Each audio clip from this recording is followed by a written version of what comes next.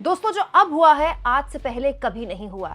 चुनाव आयोग पर धांधली के कई तरह के आरोप तो लगाए जाते थे, कई तरह के सवाल पूछे जाते थे, जिसके जवाब में मुख्य चुनाव आयुक्त राजीव कुमार अपनी एकदम बेकार बेकार शायरी पढ़ देते थे। लेकिन मैं सोच रही हूं कि इस खबर के बाद, जी हां, इस आरटीआई के जवाब के बाद मुख्य चुनाव आयुक्त को बहुत ही होशियारी और समझदारी से कोई बहुत ही गहरी शायरी गढ़नी पड़ेगी, क्योंकि उनकी अब कोई भी शायरी काम नहीं आएगी। ऐसा पहले कभी नहीं हुआ दोस्तों कि चुनाव आयोग ने माना हो कि हां, उसके पास डेटा नहीं है।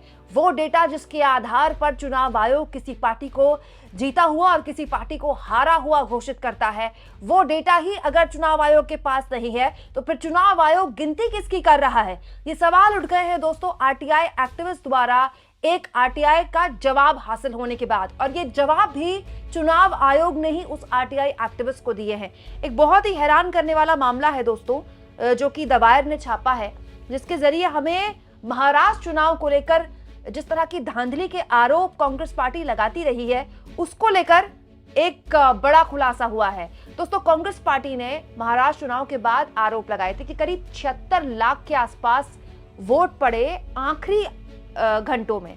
5 बजे के बाद का जो आंकड़ा है वो कांग्रेस पार्टी ने चुनाव आयोग के साथ शेयर किया कि ऐसा कैसे हो गया कि 5 बजे के बाद अचानक से इतनी बड़ी संख्या में लोग वोट डाल रहे हैं। और दोस्तों, इसको लेकर महाराष्ट्र चुनाव के बाद कांग्रेस पार्टी चुनाव आयोग के पास गई थी और तब ये डेटा मीडिया में आया था कि 76 लाख के आसपास का ये पूरा का पूरा डेटा है। हालांकि उस वक्त चुनाव आयोग ने पल्ला झाड़ लिया था और ये जो सवाल है इसको एक तरह से खारिज कर दिया था। लेकिन अब एक आरटीआई एक्टिविस्ट द्वारा सवाल पूछा गया जिसको चुनाव आयोग खारिज नहीं कर पाया और चुनाव आयोग ने माना कि हां, उसके पास डेटा, उसके पास नंबर्स नहीं है।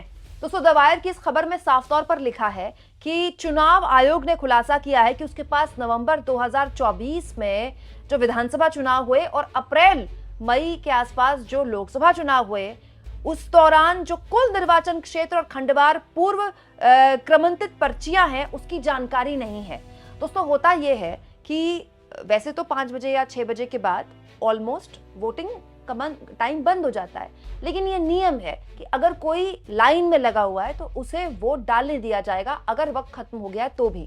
तो किया क्या जाता है, जैसे मान लीजिए कि अगर कोई बूथ है उसमें 20 लोग लाइन में लगे हुए हैं और वोटिंग का टाइम खत्म हो गया है, तो उनको पर्चियां बांटी जाती हैं और वो पर्चियां कोई हाथ से नहीं लिखता है, पहले से छपी हुई पर्चियां होती हैं ताकि कोई एरर, किसी धांधली का कोई चांस बचे ही ना। और पर्चियां भी ऐसे बांटी जाती है कि जो सबसे पहले लाइन में लगा हुआ है, जो सबसे पहले वोट डालेगा, उसको 20 नंबर की पर्ची दी गई, उसके पीछे वाले को 19, फिर 18, फिर 17, फिर 16, फिर 15, सबसे आखिरी वाले को नंबर 1, ताकि बीच में कोई ऐसा ना घुस जाए या आखिरी में कोई ऐसा ना घुस जाए जिससे जैसे 20 से 21 हो जाए, 21 से 22 हो जाए, मतलब 1% भी धांधली और 1% भी गलत वोट ना पड़े, इसीलिए जानबूझकर पहले से ही प्रिंटेड पर्चियां उन लोगों को बांटी जाती हैं। दोस्तों, इस पूरे के पूरे डेटा को लेकर आरटीआई एक्टिविस्ट वेंकटेश नायक ने आरटीआई के जरिए चुनाव आयोग से जानकारी मांगी और इस जानकारी में जानते हैं चुनाव आयोग ने आरटीआई एक्टिविस्ट वेंकटेश नायर को क्या जवाब दिया है।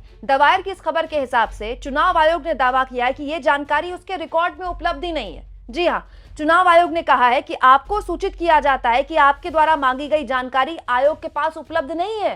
तो आयोग के पास ये जानकारी उपलब्ध नहीं है तो आयोग ने गिनती किस वोट की? ये तो सवाल उठना चाहिए ना, आयोग ने गिनती किस वोट की?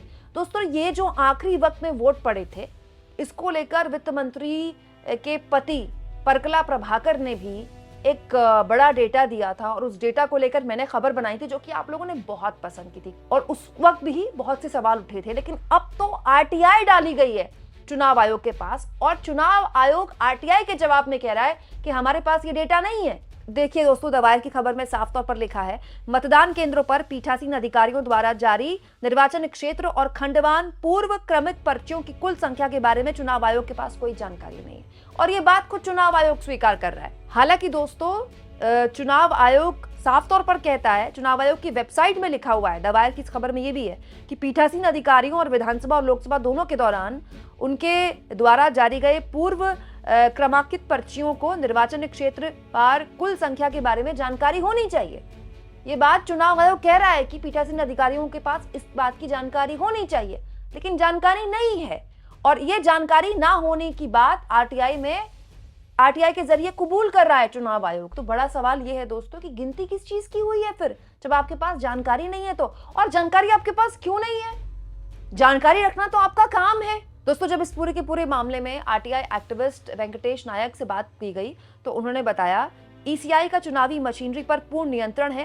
विधानसभा या लोकसभा के क्षेत्र स्तर से सीईओ, आरओ और चुनाव पर्यवेक्षकों के जरिए निर्वाचन सदन तक सूचनाएं आती जाती हैं। ये कल्पना से परे है कि जो जानकारी मैंने मांगी वो ईसीआई को सूचित नहीं की गई है। आगे दोस्तों नायक कहते हैं, भले ही कोई तर्क के लिए ये मान लें कि उनका जवाब सही है, लेकिन आरटीआई अधिनियम उन्हें ये स्रोत से जानकारी हासिल करने का अधिकार देता है जहां ये उपलब्ध है। मात्र एक बटन के क्लिक पर चुनाव आयोग ऐसी जानकारी किसी भी लोकसभा या विधानसभा क्षेत्र की हासिल कर सकता है। देखिए दोस्तों, इस खबर के हिसाब से ईसीआई के आंकड़ों के अनुसार 20 नवंबर 2024 को हुए राज्य चुनाव के लिए पंजीकृत मतदाताओं की संख्या कुल कितनी थी, उसमें कितने व्यक्तियों ने वोट डाले, इसकी तुलना में लोकसभा चुनाव के दौरान कितने मतदाताओं की संख्या दी, उसमें कितने लोगों ने वोट डाले, ये सारा आंकड़ा चुनाव आयोग के पास है और ये चुनाव आयोग उपलब्ध भी करा रहा है। लेकिन जो मेन आंकड़ा है वो चुनाव आयोग कह रहा है कि उसके पास है नहीं और खुद भी स्वीकार कर रहा है कि नहीं होना चाहिए, लेकिन है नहीं। दोस्तों, ऐसी ही शिकायतें हरियाणा से भी मिली थी, लेकिन हरियाणा को लेकर ना तो किसी ने आरटीआई डाली और हरियाणा को लेकर तो खैर कांग्रेस पार्टी भी इतनी जागरूक नहीं दिखाई देती है। ये एक अलग तरह की गड़बड़ है। दूसरी गड़बड़ दोस्तों, दिल्ली चुनाव में आम आदमी पार्टी ने इसको लेकर कम से कम बड़ा मुद्दा तो बनाया। देखिए, दिल्ली में कोई भी जीते कोई भी हारे, एक बड़ा गड़बड़ झाला तो कम से कम लोगों के सामने आ गया है कि वोटर लिस्ट में कितने बड़े लेवल पर खेल किया जा सकता है। एक ऐसा विधानसभा क्षेत्र जहां पर 6-7 हजार से हार और जीत का अंतर होता हो, वहां 16-16 हजार, 15-15 हजार, 10-10 हजार वोटर लिस्ट से लोगों के नाम हटाए जा रहे हैं और नए लोगों के नाम ऐड किए जा रहे हैं। ये जानकारी मजबूती से कम अरविंद केजरीवाल ने देश के आगे रख तो दी। और अब ये आरटीआई भी बताता है दोस्तों कि चुनाव आयोग के पास इतनी इंपॉर्टेंट जानकारी नहीं है महाराष्ट्र चुनाव को लेकर, जिसको लेकर वो खुद स्वीकार कर रहा है कि जानकारी होनी चाहिए उसके पास।